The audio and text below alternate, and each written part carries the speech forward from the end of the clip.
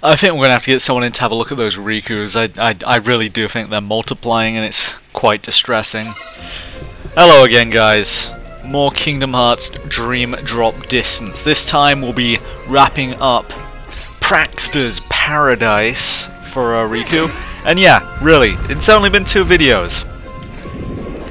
Again, Riku's portion is just pretty much a redo of Monstro anyway, which I was never a fan of Monstro to begin with, so I'm not really going to complain that it's short. I'd rather they did something different, but Sora's upcoming world is very different, and I think you will like it very, very much, so do keep an eye out for that. I'm looking forward to getting there, because, well, the first time I played this world through, I played Riku's story, just as I'm doing right now, so I pretty much just assumed that, oh, this is just going to be a retelling of Monstro. That's quite disappointing, actually, but no. The Monstro is very secondary to the actual world here, so do not worry. Oh, them chests. Always gotta love a gigantic treasure chest that requires an awesome opening animation, unless it's Zelda and it's a compass. That's just ridiculous.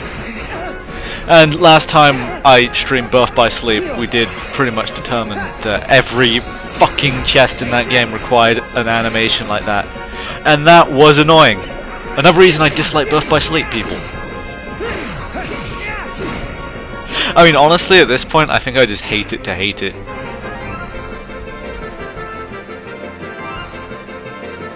It doesn't interest me. And obviously, if something does not interest you, the obvious reaction on the internet is to hate it with all your soul, all your being. But whatever.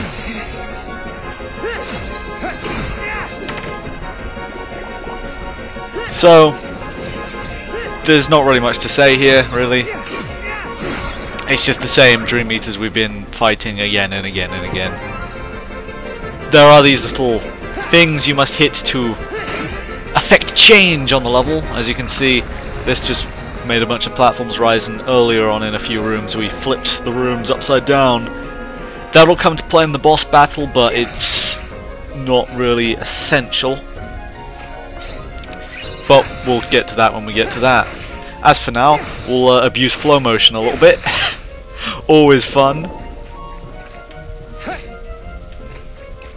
I'm gonna be honest, I cannot see Kingdom Hearts 3 not having flow motion of some form.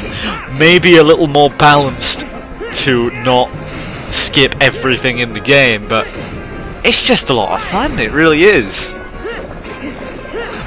Even fighting the same Dream Eaters, even if I was just going to grind for a few levels, just having flow motion there makes it seem a lot more exciting. Because, you know, it's all super fast, and oh my god, attacks. I don't know. I just like it. I can't really justify it.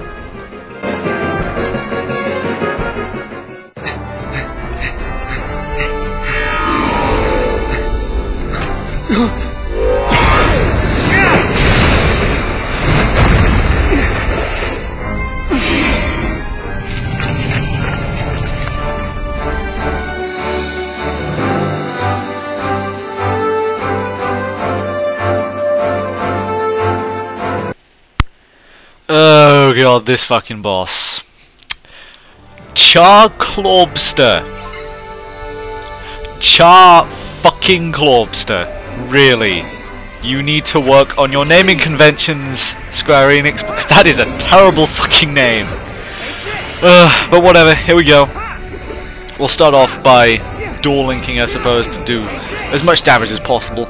Because this asshole has a lot of health, and that is my real problem with this boss. It takes forever to kill. Not just because it has a lot of health, but because it constantly runs the fuck away while not being able to do much damage to you. The only way I can see this boss winning is if it was to deplete your drop meter because it took so fucking long. Anyway, as you can see, it constantly runs away. I believe I've covered this. And sometimes it will hop up onto the ceiling, which at that point you'll want to hit the little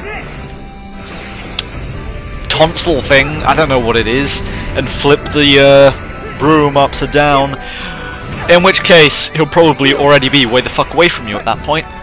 So it renders the whole thing pointless, because if you just wait for as long as it would take you to actually flip the room, he'll eventually be back on your level anyway. So what the fuck was the point? Ugh. It's also not impossible to hit him anyway. With flow motion, you can just hit him when he's up there anyway, and probably do more damage than going through the whole rigmarole of conforming to this boss's rules. Ah! Whatever. So yeah, just hit it. Dodge the bombs of fire it throws down. It's not all that complex. After a certain point, he will, after you've done enough damage, he will start spinning around on one side of the room shooting lasers. That move can be difficult. However, you just want to either dodge out of the way or just go behind him, because it takes him forever to actually stop doing that move. But yeah, that move can do some damage, but it's easy to dodge.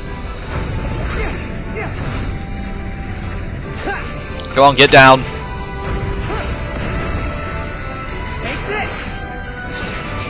And you'll probably notice one of my biggest problems, personal problems I have with flow motion, and this isn't a slight against the game in any fashion, this is just me being dumb. Well, I always, whenever I want to do the little dashy, spinny flow motion attack, I always end up just shock diving instead, because I forget to boost. Or dash, I guess. This isn't Sonic Unleashed.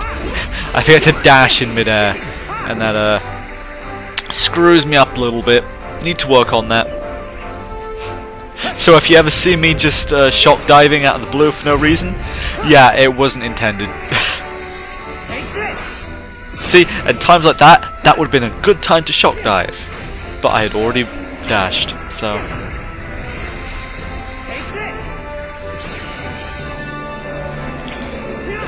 This boss just pisses me off. It will not stay still for a second. Riku's first boss also does this quite a bit. As in, after you do enough damage, you will turn to hands. That is annoying, to say the least, but at least when he's around, he doesn't constantly spin around and jump on the ceiling and fuck with your head like this. Although, when you fight that first boss again, you do get a chance to refight all these bosses at more difficult modes, so with far more health and do far more damage to you later on after you've completed the game. And that first boss, when you refight that boss is the bane of my existence. So many times it just turns to hands.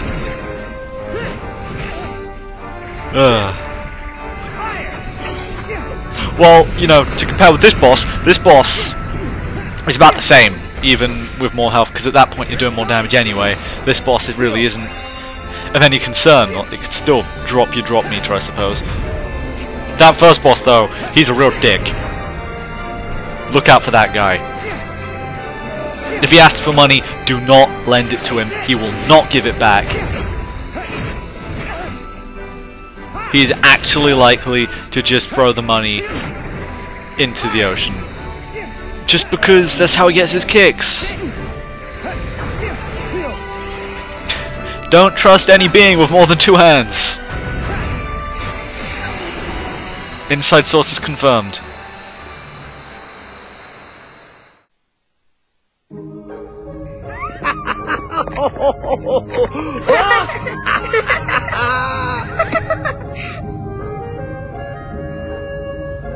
I thought I was only sent into the past, on the Destiny Islands.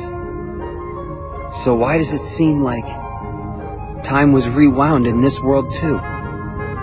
Maybe it's like Master Yen Sid said. The world was freed from darkness, but has yet to wake from it. It's trapped in a never-ending dream.